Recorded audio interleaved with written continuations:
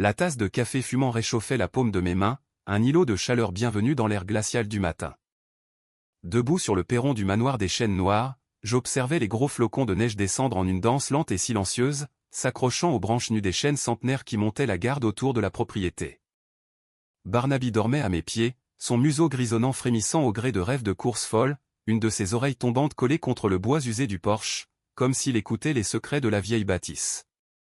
Il était 9 heures du matin, et le silence de Sainte-Marie-du-Lac en hiver était absolu, le genre de quiétude qui vous faisait croire que vous pouviez enfin respirer. Puis le vrombissement des moteurs a tout fait voler en éclats. 2 VUS noirs et un énorme camion de déménagement ont surgi dans l'étroite allée, leurs pneus crachant la neige fondue et le gravier. Ils se sont arrêtés brutalement devant mon portail en fer forgé, les moteurs tournant encore, les gaz d'échappement formant des nuages opaques dans l'air gelé. Mon cœur a bondi dans ma gorge. Je courais déjà avant même que la première portière ne s'ouvre. Mon père, Stéphane, est sorti du VUS de tête, ajustant son manteau de laine comme s'il arrivait à un club de golf. Ce sourire de conquérant, cette même expression qu'il arborait quand il m'avait convaincu de co-signer son prêt commercial il y a 6 ans, celui que je remboursais encore. Puis Léo a sauté de la cabine du camion, aboyant déjà des ordres à 3 hommes à l'arrière. Faites attention à ces racks de serveurs. Ne rayez pas les boîtiers. Il ne m'a même pas regardé. N'a pas accusé réception de mon existence alors qu'il leur ordonnait de commencer à décharger le matériel là, sur le trottoir, bloquant toute la rue. Qu'est-ce que vous faites ici? Ma voix est sortie plus faible que je ne l'aurais voulu. Barnaby s'était réveillé, se pressant contre mes jambes, un faible gémissement montant dans sa poitrine. Le sourire de Stéphane s'est élargi. Chloé, ma chérie, nous sommes à la maison. À la maison. Le mot m'a frappé comme un coup de poing. 2 ans. 2 ans de semaine de 80 heures dans mon cabinet de conservation architecturale. Des saignements de nez dus à l'épuisement. À vivre de croque-monsieur et de café noir.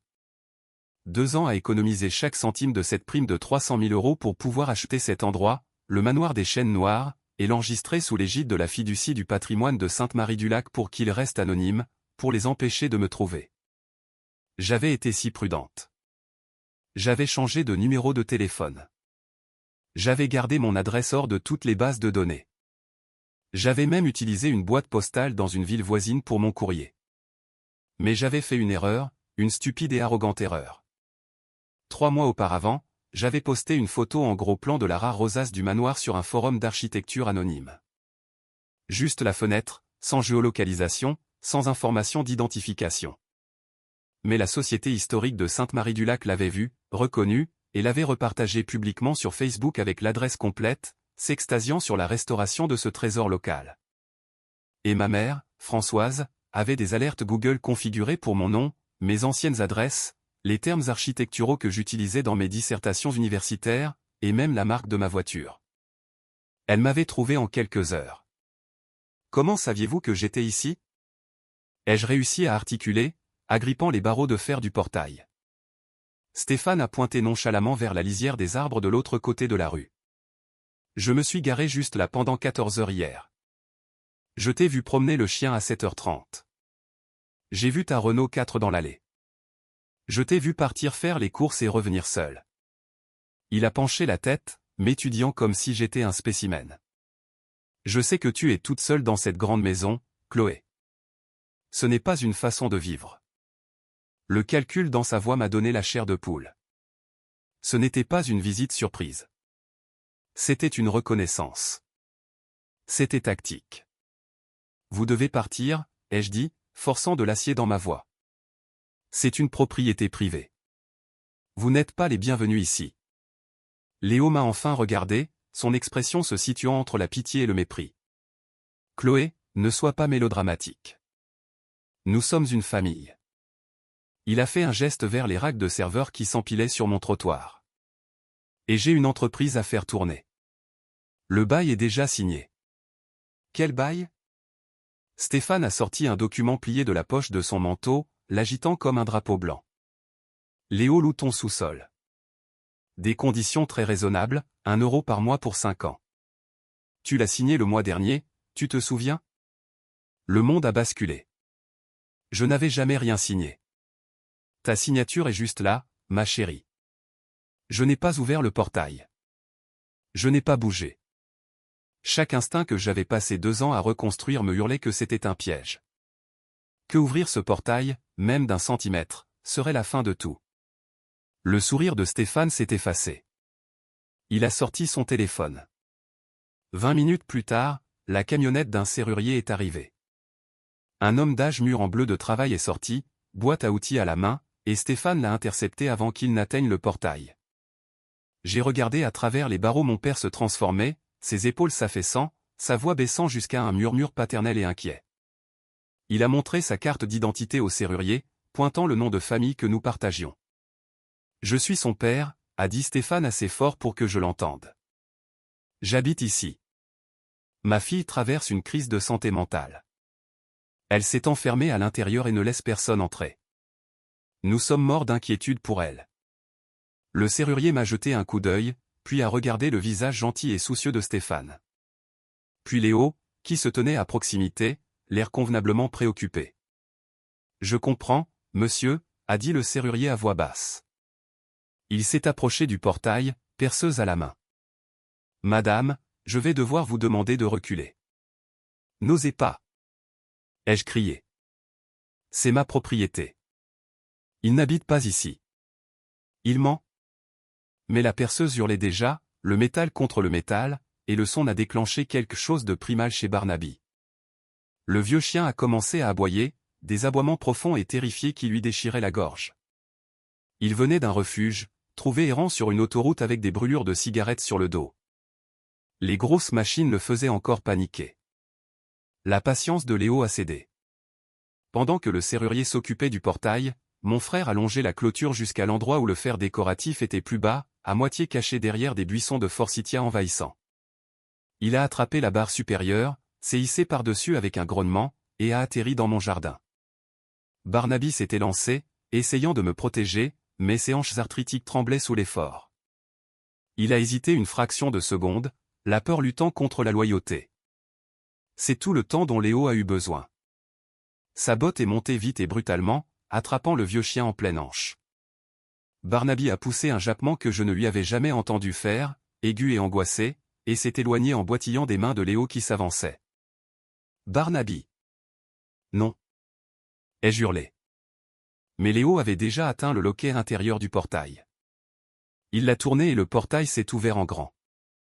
Barnaby, terrifié et blessé, s'est précipité à travers l'ouverture et sur la route verglacée très fréquentée où les voitures déboulaient du virage sans visibilité à 60 km/h.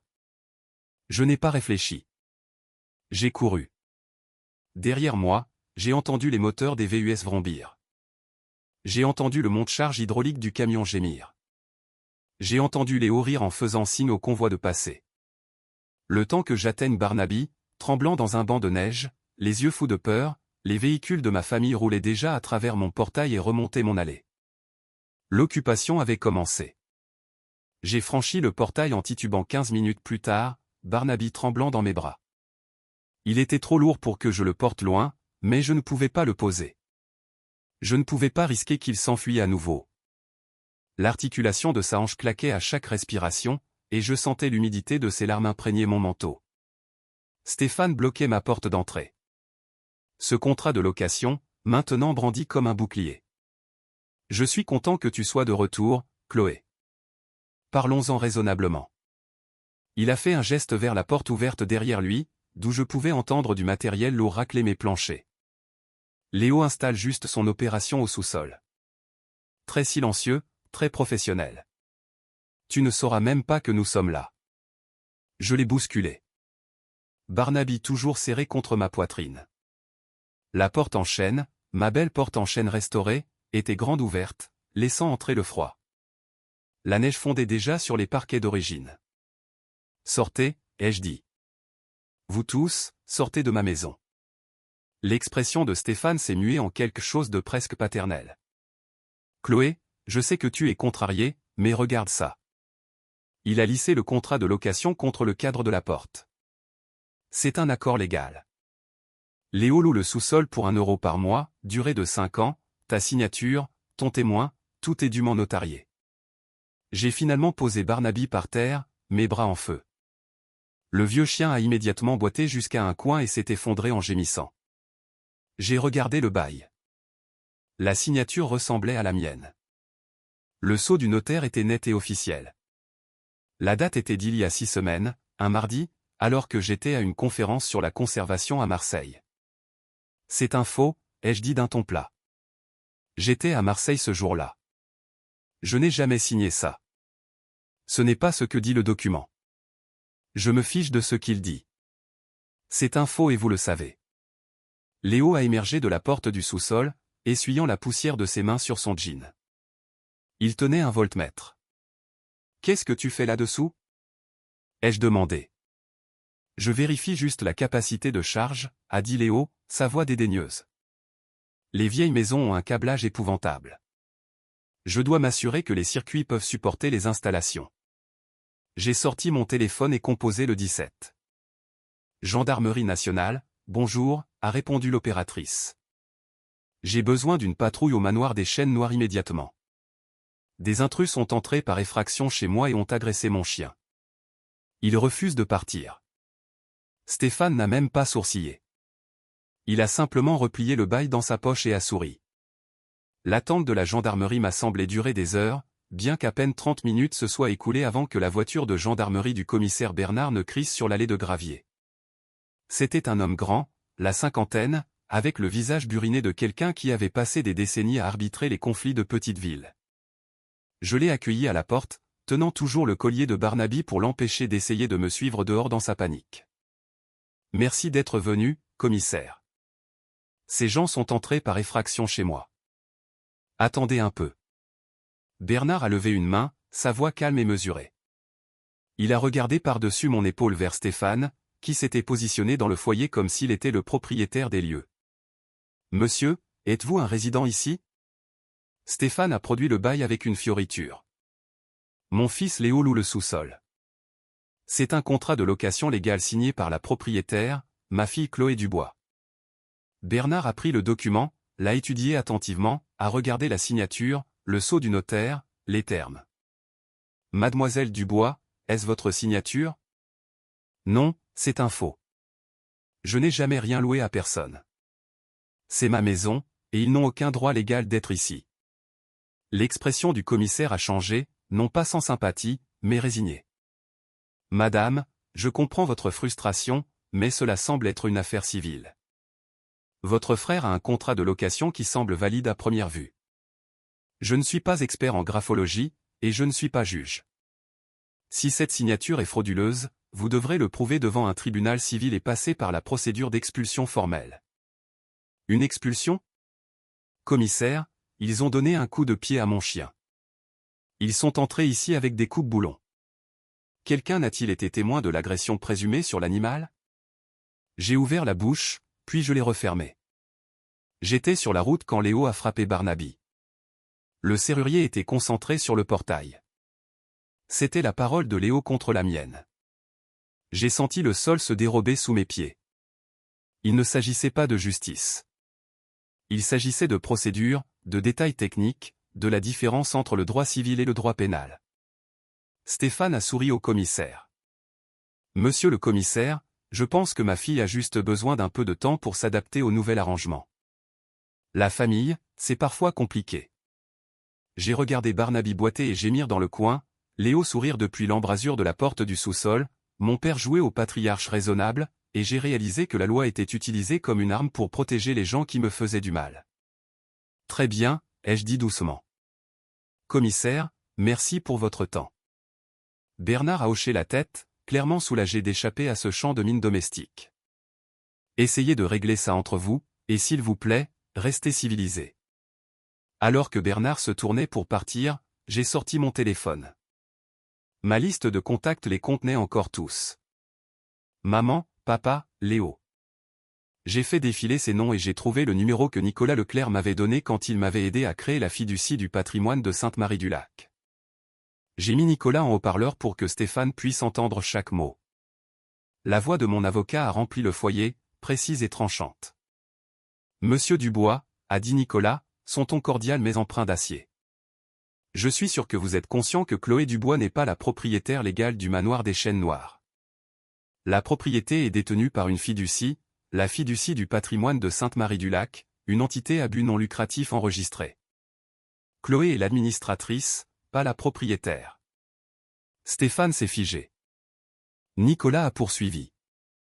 Ce qui signifie que ce contrat de location, celui avec la signature de Chloé, est invalide, que la signature soit authentique ou non. Chloé ne peut pas louer un bien qu'elle ne possède pas personnellement.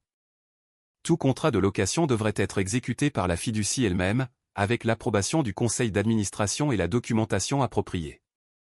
J'ai regardé le visage de mon père passer par la confusion, la colère, et enfin le calcul. De plus, a ajouté Nicolas, si cette signature est un faux, comme Chloé le prétend, alors vous avez utilisé des documents frauduleux pour accéder à la propriété d'une fiducie. Ce n'est pas une affaire civile, monsieur Dubois. C'est une intrusion criminelle sur la propriété d'une entité à but non lucratif, un crime dans cette région. Le sourire de Léo a disparu. Papa, de quoi il parle? Stéphane a levé une main pour le faire taire. C'est un malentendu familial. Je ne suis pas confuse, ai-je dit doucement. Commissaire Bernard? Le commissaire s'était arrêté sur le perron. Il s'est retourné, son expression se durcissant alors qu'il assimilait les paroles de l'avocat. L'intrusion sur la propriété d'une fiducie était une toute autre affaire. Monsieur Dubois, a dit Bernard en rentrant. Si vous ne pouvez pas prouver que vous avez un accord avec la fiducie, je vais devoir vous demander de quitter les lieux jusqu'à ce que cela soit vérifié par un tribunal. Le masque de Stéphane est tombé. Juste un instant, j'ai vu la rage en dessous. Tu fais une erreur, Chloé, a-t-il dit à voix basse. La famille est censée s'entraider. Dites ça à votre avocat, ai-je répondu. Les nuages lourdonnaient à la journée un air pluvieux qu'elle ne l'était. Alors qu'ils remontaient dans leur véhicule, ils se dirigeraient vers l'hôtel Formule 1 en ville. Léo s'est arrêté sur le seuil, me jetant un dernier regard. Profite bien de l'obscurité, petite sœur. Je n'ai pas compris ce qu'il voulait dire jusqu'à ce que je ferme la porte et la verrouille. Le silence est revenu dans la maison, mais quelque chose n'allait pas. Le bourdonnement du réfrigérateur avait disparu. L'écran du thermostat dans le couloir était éteint. J'ai couru au sous-sol. Le panneau du disjoncteur principal était ouvert. Léo n'avait pas seulement vérifié la capacité. Il avait sectionné les fils d'alimentation principaux du chauffage et du circuit de la cuisine. Il avait saboté le système de chauffage avant même que le commissaire n'entre dans la maison. Je me suis enroulé dans des couvertures et me suis assise par terre à côté de Barnaby, tous deux grelottants. Dehors, la température est tombée à -3 degrés. À l'intérieur, j'ai supprimé maman et papa de mes contacts d'urgence et j'ai enregistré Nicolas Leclerc dans mes favoris. La bataille ne faisait que commencer. La maison ressemblait à un tombeau. Je me suis réveillé le deuxième jour, enroulé dans 3 couvertures sur le canapé du salon, mon souffle formant des nuages dans l'air glacial. Barnaby était pressé contre mes jambes, frissonnant malgré le vieux plaid que j'avais bordé autour de lui. Les radiateurs victoriens restaient silencieux et froids, leur fer forgé élaboré n'étant plus que des cercueils décoratifs pour un système de chauffage que Léo avait assassiné. J'avais appelé 4 électriciens la veille. 3 n'avaient pas répondu. Le 4e avait écouté ma description des dégâts et m'avait dit qu'il ne pourrait pas venir avant le nouvel an, dans une semaine. Tout le monde était surbooké, parti, ou peu disposé à se rendre à Sainte-Marie-du-Lac dans la neige pour un appel d'urgence. Alors, je suis resté assise dans le froid et j'ai fait la seule chose que je pouvais faire. J'ai tout documenté. Des photos du tableau électrique. Des fils pendant comme des artères sectionnées. Des gros plans de la hanche de Barnaby. L'échymose maintenant d'un violet foncé sous sa fourrure. Des captures d'écran de l'acte de propriété montrant la fiducie du patrimoine de Sainte-Marie-du-Lac comme propriétaire légal. Le faux contrat de location photographié sous tous les angles. Je téléchargeais les fichiers sur un lecteur cloud sécurisé quand mon téléphone a sonné. Numéro inconnu. Mademoiselle Dubois.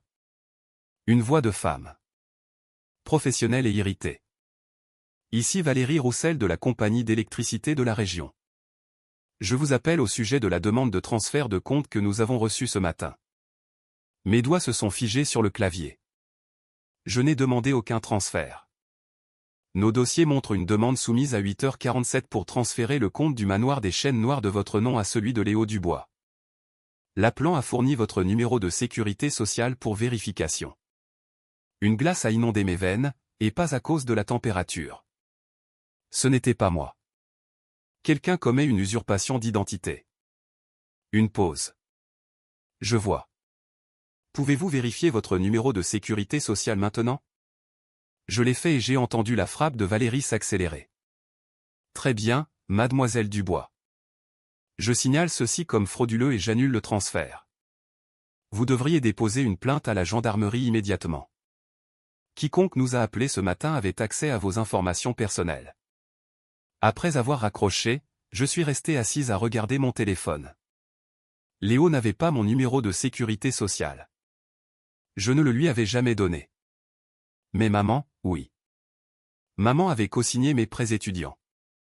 Maman connaissait mon numéro de sécurité sociale par cœur, écrit de sa main précise dans les archives familiales qu'elle tenait. Et elle venait de le donner à Léo pour commettre une fraude au service public, pour fabriquer une preuve de résidence, pour construire sa revendication frauduleuse sur ma maison. J'ai appelé Nicolas Leclerc. Chloé, a-t-il répondu immédiatement. J'attendais votre appel. J'ai vu les publications sur les réseaux sociaux. Quelles publications? Il a soupiré. Votre mère est très active sur Facebook depuis hier soir. Selon son récit, vous avez mis vos parents âgés dehors dans le froid, refusé de laisser votre frère gérer son entreprise légitime, et vous faites une sorte de dépression nerveuse. Elle suscite pas mal de sympathie. J'ai ouvert Facebook sur mon ordinateur portable. La page de ma mère était publique et elle avait été bien occupée. Le cœur brisé ce soir, disait sa dernière publication. Ma fille nous a mis à la porte de la maison familiale par ce temps glacial. Nous avons tout essayé pour la joindre, mais elle ne va pas bien. S'il vous plaît, gardez Chloé dans vos prières. Parfois, la maladie mentale pousse les gens à se retourner contre ceux qui les aiment le plus. 300 réactions, 87 commentaires, la plupart exprimant leur inquiétude et leur sympathie. J'ai fermé l'ordinateur portable avant de pouvoir lire les commentaires. Chloé. La voix de Nicolas m'a ramené à la réalité. Vous êtes toujours là? Ils mentent sur tout. Je sais, et c'est pourquoi nous allons les frapper avec tout ce que nous avons. Son ton est devenu tranchant comme un rasoir.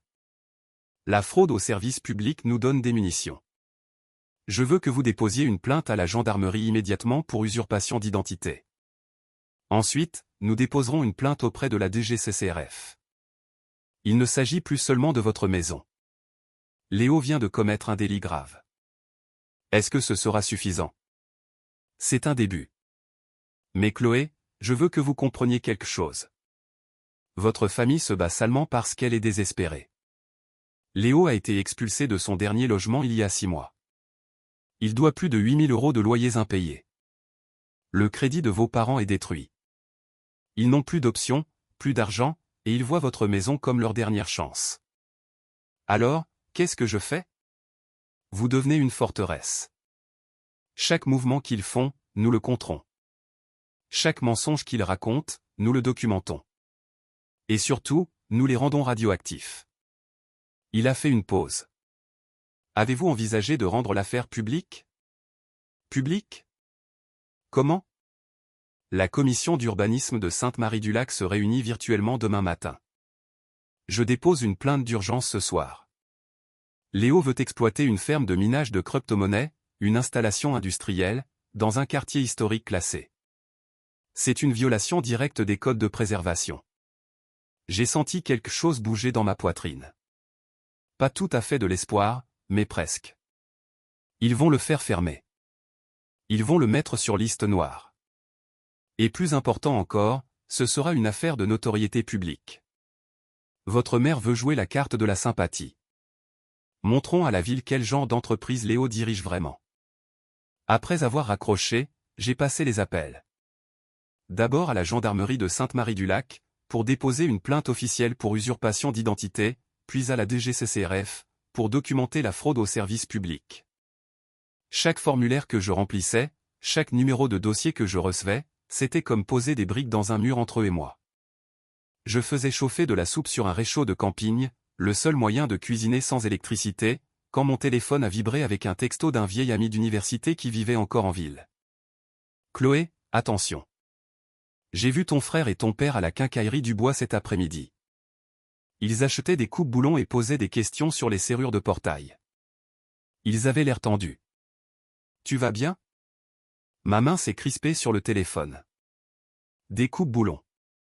Ils préparaient une autre effraction, mais cette fois, ils n'auraient pas l'excuse d'une urgence de santé mentale ou d'un faux bail pour se cacher. Cette fois, ce serait une intrusion criminelle pure et indéniable. J'ai transféré le texto à Nicolas, puis j'ai traversé la maison sombre et glaciale pour vérifier chaque serrure, chaque fenêtre. Barnaby boitillait derrière moi, gémissant doucement, sentant ma peur. Ça va aller, mon grand, ai-je murmuré, passant ma main sur sa tête grisonnante. On va s'en sortir. Mais je n'étais pas sûr d'y croire. Dehors, le vent hurlait à travers les arbres nus. La neige a recommencé à tomber, épaisse et lourde, et ma famille achetait des coupes-boulons. La commission d'urbanisme de Sainte-Marie-du-Lac s'est réunie par vidéoconférence le lendemain matin à 10 h. J'étais assise dans mon salon glacial, l'ordinateur portable sur les genoux, regardant la galerie de visages peupler l'écran. Nicolas est apparu dans sa propre fenêtre, en costume malgré le télétravail. Point 7 de l'ordre du jour, a annoncé la présidente de la commission, une femme sévère nommée Monique Lefebvre. Plainte de préservation d'urgence concernant le 1847, manoir des Chênes Noires, déposée par Nicolas Leclerc au nom de la fiducie du patrimoine de Sainte-Marie-du-Lac. Nicolas a activé son micro. Merci, Madame la Présidente. Je serai bref. Nous avons reçu des informations crédibles selon lesquelles Léo Dubois a l'intention d'exploiter une installation commerciale de minage de crypto-monnaies depuis le sous-sol du manoir des Chênes Noires, une propriété historique de classe A dans un quartier de préservation résidentielle. Cette opération impliquerait des demandes électriques industrielles, une production de chaleur et un bruit mécanique 24 heures sur 24, qui violant tous l'article 12.3 du Code de préservation historique de la ville. L'un des membres de la commission s'est penché en avant. Monsieur Dubois a-t-il demandé des permis commerciaux? Non, monsieur. Il a tenté d'entrer dans la propriété en utilisant des documents de location frauduleux et n'a fait aucun effort pour se conformer aux exigences de zonage commercial. L'expression de Monique Lefebvre s'est durcie. Monsieur Dubois souhaite-t-il répondre à cette plainte? Silence. Léo et Stéphane n'étaient pas sur l'appel. Ils n'avaient probablement même jamais eu connaissance de la réunion. Très bien. La commission émettra une ordonnance de cessation et d'abstention d'urgence avec effet immédiat. Toute tentative de Léo Dubois d'exploiter une entreprise commerciale depuis le manoir des Chênes Noires entraînera des amendes journalières de 1 000 € et des poursuites pénales potentielles pour violation du zonage. Elle a regardé droit dans la caméra. Maître Leclerc, veuillez transmettre cette ordonnance à la gendarmerie de Sainte-Marie-du-Lac pour exécution. Merci, Madame la Présidente. La réunion s'est poursuivie, mais j'avais cessé d'écouter. Le mur de la forteresse venait de s'élever. Le soir, Léo était au courant. Je l'ai découvert quand mon téléphone a explosé de notifications, toutes provenant des messages privés que Manon, sa petite amie qui les aidait en coulisses, diffusait sur son Instagram. Léo, la ville vient de me mettre sur liste noire. Ta sœur a tout détruit. Léo, on ne peut plus rester à l'hôtel. Ma carte a été refusée. On n'a plus d'argent. Léo, c'est de ta faute. Il a fallu que tu partes en vrille avec les avocats. J'ai fait des captures d'écran de chaque message et les ai envoyés à Nicolas. Puis j'ai fait quelque chose que je n'avais jamais fait auparavant. Je suis passé à l'offensive. Il y avait une blogueuse locale à Sainte-Marie-du-Lac, une journaliste à la retraite nommée Marie Dupont, qui tenait un site d'actualité communautaire.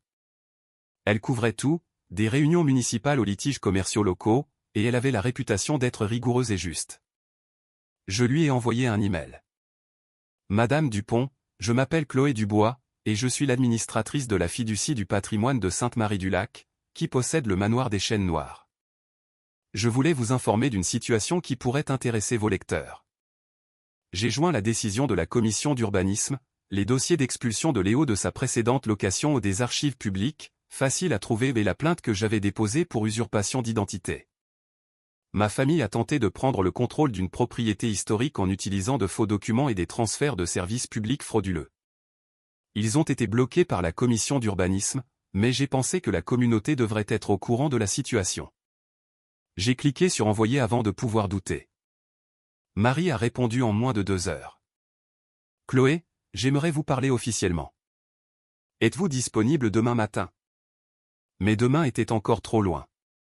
Cette nuit-là, alors que j'étais emmitouflé dans des couvertures avec Barnaby blotti contre moi, j'ai entendu un véhicule s'arrêter dehors. Un seul, se déplaçant lentement, phares éteints. Je me suis glissé à la fenêtre et j'ai regardé à travers les lourds rideaux. Le VUS de Stéphane, au ralenti au bout de l'allée, observant la maison. Après 10 minutes, il est parti. Il faisait à nouveau de la reconnaissance. Il planifiait. J'ai sorti mon téléphone et j'ai appelé Lucas Moreau, l'archéologue de la société historique qui m'avait aidé à restaurer le jardin du manoir. Nous avions travaillé ensemble sur plusieurs projets au cours de l'année écoulée, et il s'était révélé être calme, compétent et digne de confiance. Lucas, j'ai besoin d'une faveur. Ça peut paraître étrange. Dis-moi. Sa voix était calme, imperturbable malgré l'heure tardive. J'ai expliqué la situation. Pas tout, mais assez. La famille, le faux bail, les menaces. Je pense qu'ils vont essayer de s'introduire à nouveau bientôt, et je dois m'assurer que ce portail tienne. J'arrive dans 20 minutes. Il est arrivé avec la benne de son camion pleine d'outils et de matériaux. Ensemble, nous avons renforcé le portail discrètement, ajoutant des renforts internes qui ne seraient pas visibles de la rue, installant un cadenas de haute sécurité qui ne pouvait pas être facilement percé. Rien de spectaculaire, rien qui ne trahirait nos préparatifs. Chloé, dit-il pendant que nous travaillions, son souffle s'embuant dans le froid. Tu sais que tu n'as pas à affronter ça seul, n'est-ce pas? Je l'ai regardé, vraiment regardé pour la première fois depuis des mois. Les mains stables, l'attention minutieuse aux détails, la façon dont il avait tout laissé tomber pour m'aider sans poser de questions.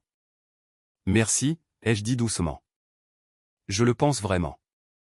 Si tu as besoin de quoi que ce soit, en fait, les jeux interrompus, une idée se cristallisant. Il y a quelque chose. Le soir du Nouvel An, es-tu libre? Le lendemain matin, l'article de Marie Dupont était en ligne sur son site.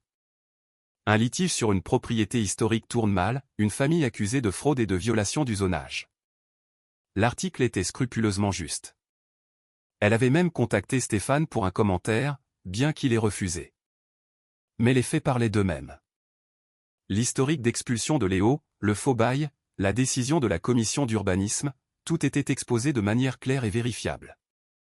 La section des commentaires s'est remplie en 1 heure. La sympathie de la ville pour ma famille sans abri s'est évaporée lorsque les gens ont réalisé ce qui se passait réellement. Mon téléphone a vibré avec un texto d'un numéro inconnu. Tu vas le regretter. Nous sommes une famille. On ne détruit pas sa famille. Je l'ai transféré à Nicolas et au commissaire Bernard. Puis j'ai commencé à passer d'autres appels, des appels discrets. Au bureau du maire, au président de la société historique, à des membres soigneusement sélectionnés du petit mais influx cercle social de Sainte-Marie-du-Lac. J'organise une petite réception pour le Nouvel An, leur disais-je à chacun. Rien de chic, juste des amis proches. Je serais honoré si vous pouviez vous joindre à moi. Chacun d'eux a accepté. Je leur ai donné à tous des instructions précises. Garez-vous à l'entrée arrière. Entrez par le portail du jardin. Restez discret. La façade de la maison devait avoir l'air abandonnée. Lucas m'a aidé à préparer l'intérieur. Nous avons fait venir un pianiste, un petit service de traiteur, assez de champagne pour 30 personnes. Le matin du Nouvel An, Manon a posté une dernière vidéo. Elle se tenait devant l'hôtel Formule 1. Léo était visible en arrière-plan, chargeant des valises dans le camion. Ça y est, les amis, dit-elle, la voix tremblante. Nous sommes officiellement sans abri. La sœur diabolique de Léo nous a détruits. Mais nous n'abandonnons pas. Ce soir, nous allons récupérer ce qui nous revient de droit. Justice sera faite. J'ai regardé la vidéo 3 fois, mémorisant chaque détail. Puis j'ai appelé le commissaire Bernard. Commissaire, j'ai des raisons de croire que ma famille tentera de s'introduire au manoir des Chênes Noires ce soir. J'ai des preuves vidéo les montrant menacés de récupérer la propriété et un témoin qui les a vus acheter des coupes-boulons. Je demande formellement une présence policière. Il y eut une longue pause. Mademoiselle Dubois, je serai présent à votre réception du Nouvel An en tant qu'invité, mais j'aurai mon insigne avec moi. S'il se passe quoi que ce soit, nous nous en occuperons de manière appropriée. Merci, commissaire. Le piège était tendu. Le réveillon du Nouvel An est arrivé avec un froid cristallin et cassant. J'avais finalement réussi à faire réparer le système de chauffage. Il en avait coûté 4 000 € pour réparer les dégâts causés par Léo, et le manoir des Chênes Noires était de nouveau chaud pour la première fois en une semaine. J'ai gardé les lourds rideaux de velours bien tirés dans les pièces de devant. Pas une once de lumière ne devait s'échapper vers la rue. De l'extérieur, la maison devait paraître vide. Les invités sont arrivés tout au long de l'après-midi, tous par l'entrée arrière comme indiqué. Le maire et sa femme, le président de la société historique, le commissaire Bernard en costume, bien que son insigne soit attaché à sa ceinture, des architectes locaux, des conservateurs et quelques-uns des donateurs les plus riches qui soutenaient les propriétés historiques de la ville. Lucas m'avait aidé à aménager le grand salon, des lampes chaudes, un quatuor à cordes jouant dans un coin, des stations de traiteurs avec d'élégants amuse-gueules. Cela ressemblait à une scène d'une fête belle époque, d'autant plus surréaliste compte tenu de ce que je savais qui allait arriver. « Tu es sûr de ça ?» demanda Lucas à voix basse, me tendant un verre de champagne que je n'avais aucune intention de boire. « Il n'est pas trop tard pour appeler la gendarmerie maintenant. »« J'en suis sûr. » J'ai regardé la foule assemblée, des gens d'influence, des témoins, l'exact opposé de ce que Léo s'attendait à trouver. Ils doivent faire face aux conséquences, de vraies conséquences. Et pour que cela se produise, ils doivent commettre un crime qui ne peut pas être expliqué comme une affaire civile. À 23h30, je me suis positionné près des fenêtres à rideaux de devant, créant une petite ouverture pour observer. La plupart des invités se mêlaient dans le grand salon, ignorant ce que j'anticipais. Le quatuor à cordes jouait quelque chose de doux et d'élégant. Le cristal teinté contre le cristal. C'était parfait. Puis je les ai vus. 2 véhicules, phares éteints, remontant lentement l'allée. Ils se sont garés à la lisière des arbres de l'autre côté de la rue, à peine visibles dans la lueur ambiante des lampadaires. J'ai vu 3 silhouettes émerger. Stéphane, Léo et Manon, son téléphone déjà levé et enregistrant. « Ils sont là », dis-je doucement. Lucas est apparu à mon épaule et le commissaire Bernard s'est rapproché nonchalamment, sa main reposant près de son insigne. Le maire a remarqué le changement d'énergie et s'est approché de la fenêtre. « Chloé, que se passe-t-il » ? Regardez. Léo menait l'approche, des coupes-boulons luisants dans ses mains. Manon marchait à ses côtés, le téléphone brandi, diffusant en direct à ses abonnés. Il est 23h45 le soir du Nouvel An, annonça TL à bout de souffle à la caméra. Nous sommes sur le point de réclamer justice. La sœur de Léo l'a illégalement empêché d'accéder à sa propriété, mais cela se termine ce soir. Regardez ça, les amis. Voilà ce que signifie se défendre. Ils ont atteint le portail. Léo a examiné le cadenas renforcé, celui que Lucas et moi avions installé, et a positionné les coupes-boulons. Les lames ont mordu le métal avec un craquement sec qui a résonné dans la cour gelée. Le cadenas est tombé. Léo a ouvert le portail d'un coup de pied, le fer claquant contre le poteau de pierre. Puis il s'est dirigé d'un pas décidé vers ma porte d'entrée, Stéphane et Manon le suivant. « Chloé !» La voix de Léo a retenti sur la propriété. « Je sais que tu es là-dedans. C'est ma maison maintenant. Tu ne peux plus te cacher. » Il a atteint la porte en chêne, ma belle porte en chêne minutieusement restaurée, et l'a frappée 1 fois. 2 fois. Le cadre a tenu. Mais au 3e coup, le mécanisme de la serrure a cédé et la porte s'est ouverte en s'écrasant. Léo a fait irruption dans l'entrée. Les coupes-boulons toujours serrés dans une main, son visage rouge de rage et de triomphe. « Chloé, il n'y a nulle part où, il s'est figé. » L'entrée était inondée d'une lumière chaude et dorée provenant du grand salon au-delà. Et là, des verres de champagne à la main, se tenaient 30 des citoyens les plus éminents de Sainte-Marie-du-Lac. La pièce est tombée dans un silence terrifié. Les invités ont baissé leurs verres, reculant alors que la porte d'entrée se brisait sous les coups. Le quatuor à cordes avait brusquement cessé de jouer. Léo se tenait là, haletant, les coupes-boulons paraissant obscènes dans la pièce élégante. Il a regardé le maire, le président de la société historique, les plus riches donateurs de la ville, et le commissaire Bernard, dont la main reposait maintenant ouvertement sur son insigne. Le seul son était celui du téléphone de Manon, enregistrant toujours, diffusant toujours en direct cette erreur de calcul catastrophique à ses 18 000 abonnés. Léo Dubois, dit le commissaire Bernard, posant son verre de champagne et s'avançant. Sa voix était calme, presque douce. Vous êtes en état d'arrestation. Ce n'est pas j'ai un bail. Vous avez des documents falsifiés. Vous avez une ordonnance de cessation et d'abstention de la commission d'urbanisme. Et maintenant, vous venez de commettre une effraction avec des outils de cambriolage devant 3 douzaines de témoins. Bernard a sorti ses menottes de sa ceinture. Ce n'est plus une affaire civile. Stéphane a essayé de s'avancer pour jouer le médiateur, les mains levées dans un geste apaisant. Monsieur le commissaire, s'il vous plaît. C'est juste un malentendu familial. Monsieur Dubois, l'interrompit Bernard. J'ai aussi des mandats d'arrêt contre vous. Faux et usage de faux, association de malfaiteurs en vue de commettre une escroquerie, usurpation d'identité. Avancez par ici, s'il vous plaît. Je me tenais sur le palier du grand escalier, les regardant d'en haut. Les yeux de Léo ont trouvé les miens, et pendant un instant, j'ai vu quelque chose qui ressemblait presque à du désespoir. Chloé, s'il te plaît. Nous sommes de la même famille. Tu ne peux pas faire ça. Monsieur Stéphane Dubois, ai-je dit doucement, ma voix portant dans le silence soudain. Veuillez adresser toutes vos futures communications à mon avocat. 2 autres voitures de gendarmerie se sont arrêtées dehors, leurs gyrophares peignant la neige de rouge et de bleu. 4 gendarmes sont entrés par la porte brisée. Léo a été menotté le premier. Effraction, violation de domicile, possession d'outils de cambriolage, cruauté envers un animal pour l'incident avec Barnaby, l'accusation d'usurpation d'identité pour la fraude au service public. Stéphane a suivi. Faux et usage de faux, complot, fraude. Manon se tenait dans l'embrasure de la porte, tenant toujours son téléphone, regardant tout se dérouler sur sa propre diffusion en direct. Les commentaires défilaient plus vite qu'elle ne pouvait les lire, mais je pouvais voir son visage pâlir alors qu'elle réalisait ce qu'elle venait de diffuser. Elle a regardé Léo, les menottes, la foule qui observait. Je ne savais pas. Léo, tu as dit que c'était légal.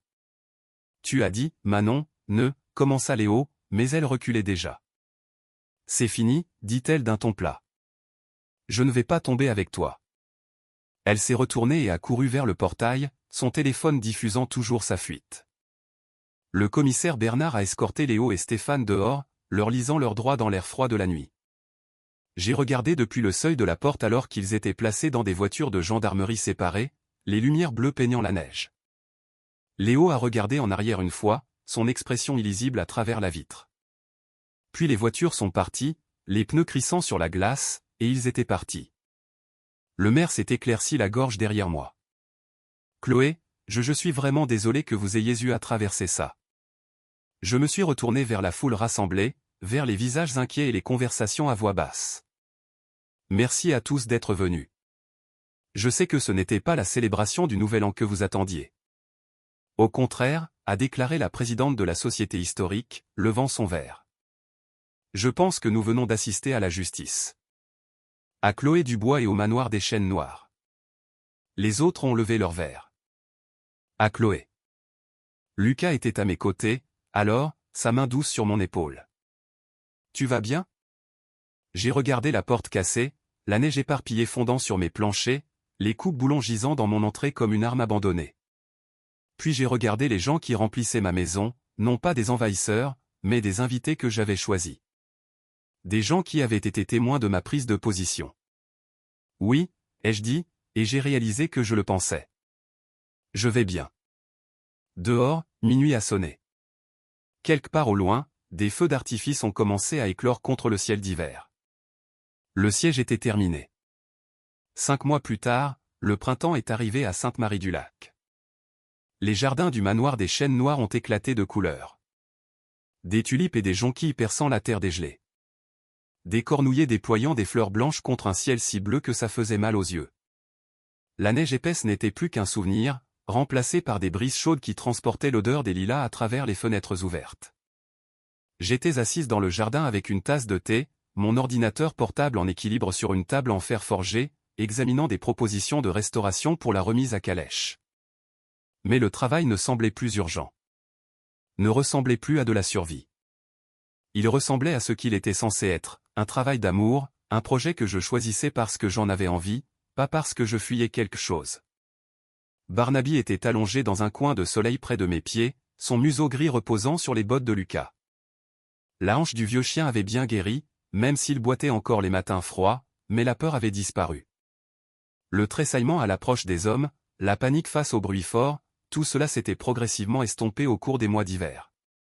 Maintenant, il dormait paisiblement pendant que Lucas travaillait, brossant soigneusement la terre d'un fragment de poterie qu'il avait trouvé près du vieux mur du jardin.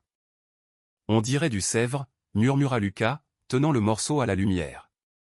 Probablement des années 1880, vu le motif. Vos résidents de l'époque victorienne avaient bon goût. Ils enterraient aussi leurs déchets dans les parterres de fleurs, ai-je fait remarquer. Il a souri. Les archéologues appellent ça enrichir les archives historiques. J'ai souri en le regardant travailler. Au cours de l'hiver, alors que les suites judiciaires du Nouvel An s'étaient déroulées, Lucas était devenu une présence constante. Pas intrusive, ne poussant jamais, juste là. M'aidant à réparer la porte d'entrée, apportant du café quand je devais faire des dépositions, s'asseyant avec Barnaby quand je devais rencontrer des avocats. Quelque part en chemin, le collègue était devenu un ami, puis quelque chose qui n'avait pas encore d'étiquette claire, quelque chose qui me faisait me sentir en sécurité au lieu d'être piégé. La plaque de laiton sur le portail d'entrée captait la lumière du soleil, sa gravure nette et claire. Propriété de la fiducie du patrimoine de Sainte-Marie-du-Lac. Entrée sur invitation seulement. Je l'avais fait installer en février, après la fin des procès pénaux. Léo avait plaidé coupable pour éviter une peine plus longue, 18 mois en détention à régime ouvert, plus des dommages et intérêts et une mise à l'épreuve. Stéphane avait tenté de contester l'accusation de faux, mais les preuves étaient accablantes. Il a écopé de 2 ans. Maman n'avait jamais été inculpée. Elle avait plaidé l'ignorance, dit qu'elle avait juste essayé d'aider son fils, qu'elle ne savait pas que les documents étaient des faux ou que Léo prévoyait de commettre une fraude. Les procureurs n'avaient pas pu prouver le contraire. Mais elle avait cessé d'appeler, cessé de publier sur Facebook à propos de sa fille ingrate. Le silence de sa part était plus révélateur que n'importe quelle condamnation aurait pu l'être. J'avais quand même bloqué son numéro. Certains ponts ne valaient pas la peine d'être entretenus. Chloé. La voix de Lucas m'a ramené à la réalité. Il me regardait avec cette expression attentive qu'il prenait quand il pensait que je dérivais vers des pensées sombres. Ça va? Oui. J'ai fermé mon ordinateur portable. Je pensais juste à quel point les choses sont différentes maintenant. Différentes, en bien? J'ai regardé le jardin et les fleurs épanouies, Barnaby dormant paisiblement, le manoir se dressant solide et chaleureux derrière nous. Lucas, avec de la terre sous les ongles et des éclats de poterie éparpillés sur sa toile de travail, me regardant comme si j'étais quelque chose qui valait la peine d'être protégé. Très différente, en bien. Il a souri. Sa main a trouvé la mienne sur la table, nos doigts s'entrelaçant.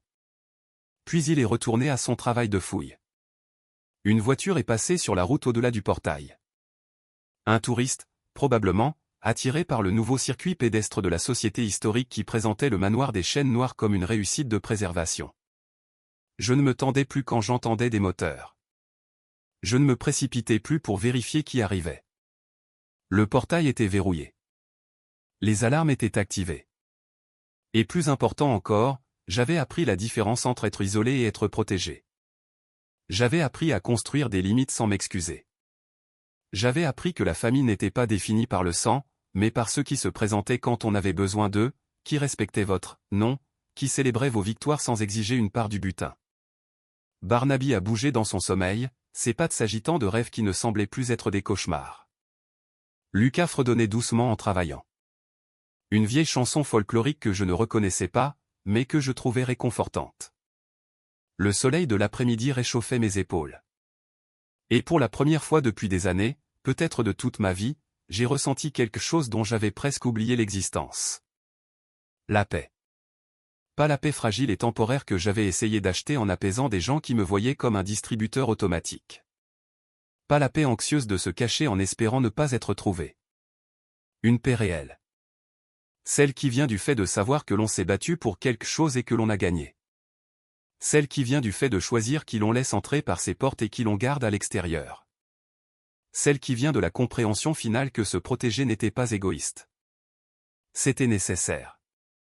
J'ai serré la main de Lucas et il a serré la mienne en retour, ses yeux se plissant en un sourire même s'il se concentrait sur son travail. Derrière nous, le manoir des chênes noirs se tenait en sentinelle, ses fenêtres brillant sous la lumière du printemps. Non plus une forteresse assiégée. Un foyer. Mon foyer. Et cette fois, le portail qui le protégeait n'était pas là pour cacher la peur, mais pour abriter le bonheur que j'avais construit.